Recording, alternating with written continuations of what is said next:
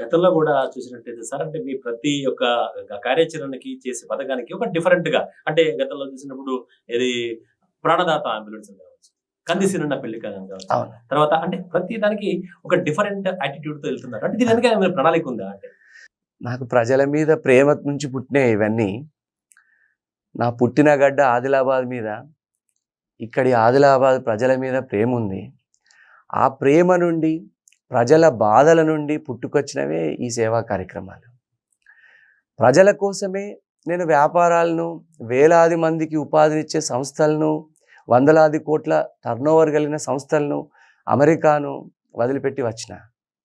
చిన్నతనం నుండే ప్రజలంటే ప్రేమ, ప్రజాసేవ చేయాలన్న పట్టుదలే నన్ను ఇట్లా నడిపించింది.